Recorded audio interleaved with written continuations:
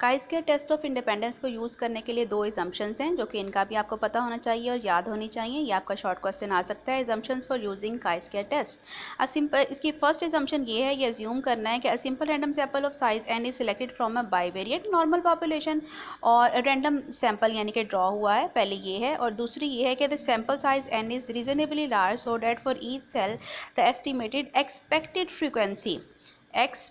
Frequency must be at least 5। किसी भी cell की फ्रीक्वेंसी 5 से लेस नहीं होनी चाहिए, ये उसकी दूसरी एजम्पशन है। अब हम आ जाते हैं एग्जाम्पल की तरफ।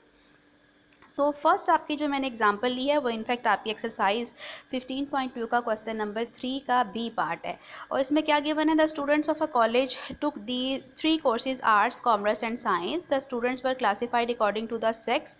The data on the students is given below. अब ये है सेक्स है, मेल फीमेल, ठीक है, और सेक्स की जो एट्रीब्यूट ए है वो क्या है, सेक्स है, और उसकी डिवीजन्स क्या है, क्लासिफिकेशंस क्या है, मेल एंड फीमेल। दूसरा जो एट्रीब्यूट बी है वो है कोर्स ऑफ स्टडी, और इसकी 3 क्लासिफिकेशंस हैं, आर्ट्स, कॉमर्स एंड साइंस।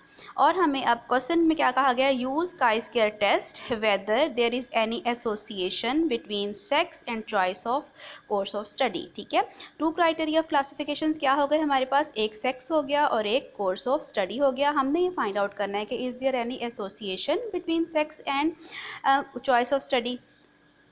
हमने पूरा अपना काई स्क्वायर टेस्ट, जो कि 6 स्टेप्स का आपको मैं अभी बता रही हूँ, उसको हम लोगों ने फॉलो करना है, और फिर हम ये डिसाइड करेंगे उसके डिसीजन पे सारा प्रोसीजर करने के बाद कि ये आप एसोसिएटेड हैं या एसोसिएटेड नहीं हैं। So let's start the solution. First step जो है हमारा वो नल एंड ऑल्टरनेटिव हाइपोथेसिस है। जैसे मैं पहले बता रही हूँ, नल हाइपोथेसिस में हमेशा हमने क्या लिखना है, देयर इज़ नो एसोसिएशन, क्योंकि यहाँ पे क्वेश्चन में एसोसिएशन का वर्ड है, हमने नो एसोसिएशन वाली यहाँ पे बना दी है। अगर इंडिपेंडेंस का होता तो हम यहाँ पे इंडिपेंडेंस वाली बना देते। इंडिपेंडेंस या नो एसोसिएशन हमेशा कहाँ आएगी, नल हाइपोथेसिस में आएगी। There is no association between sex and choice of course of study. Alternative hypothesis H1 क्या आ गया, there is association between sex and choice of course of study. ठीक है, ये बन गई आपके पास। इसके बाद नेक्स्ट जो हमारा सेकेंड स्टेप है, जैसे कि हमें पता है वो लेवल ऑफ सिग्निफिकेंस है, क्वेश्चन में गिवन नहीं था, लिहाजा हमने खुद ब खुद उसको एज्यूम कर लिया है अल्फा इक्वल्स टू 0.05। ठीक है, और 1 माइनस अल्फा, क्योंकि हमारे पास क्रिटिकल रीजन में यूज़ होना है, हम यहीं पे फाइंड आउट करके रख लेते हैं। 1 माइनस अल्फा 1 माइनस 0.05 0.95 के इक्वल आ जाएगा। थर्ड स्टेप जो है वो हमारे पास टेस्ट स्टेटिस्टिक का है, दोबारा वही फॉर्मूला जो अभी आपको पीछे मैंने बताया था। ठीक है, ये यूँ ब्रैकेट भी बेशक लगा लें, ये आ जाएगा chi square is equals to, दो सम्स आएंगे, O I J minus E I J whole square over E I J. ठीक है, fourth and the most important part हमारे पास कंप्यूटेशन आ गया है। इस फॉर्मूले में वैल्यूज पुट करने के लिए हमने अब सारा काम करना है, इसको अच्छे तरीके से समझ लें। एक समझ आ जाएगा तो हमेशा की सारी कंप्यूटेशन आपको करनी आ जाएंगी।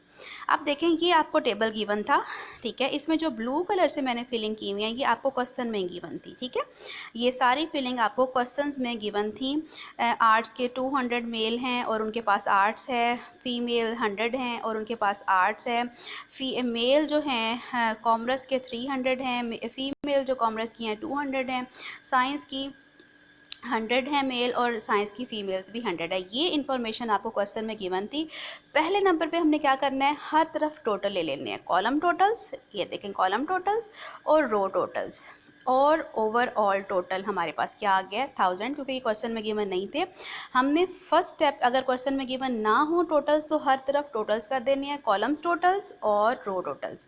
अब आ जाएं ई आई जे की तरफ, यानी एक्सपेक्टेड फ्रीक्वेंसीज की तरफ। एक्सपेक्टेड फ्रीक्वेंसीज का प्रोसीजर ये है कि अगर आपके पास ये 200 है ऑब्जर्व्ड फ्रीक्वेंसी, तो इसके अगेंस्ट आपने एक्सपेक्टेड फ्रीक्वेंसी कैसे लेनी है, 200 जिस रो में है उसका टोटल और 200 जिस कॉलम में है उसका टोटल, उनको मल्टीप्लाई करना है। 200 जिस कॉलम में है उसका टोटल है 300, 200 जिस रो में है उसका टोटल क्या है 600। ठीक है, तो 300 मल्टीप्लाइड बाय 600 डिवाइडेड बाय जो ओवरऑल टोटल है 1000, वो आ गया। ठीक है, तो हमारे पास ये देखें किया हुआ है 180 आ गया। बिल्कुल इसी तरह से सबका यही करेंगे, जिस रो में वो मौजूद हैं उसका टोटल, जिस कॉलम में वो मौजूद हैं उसका टोटल, उनको मल्टीप्लाई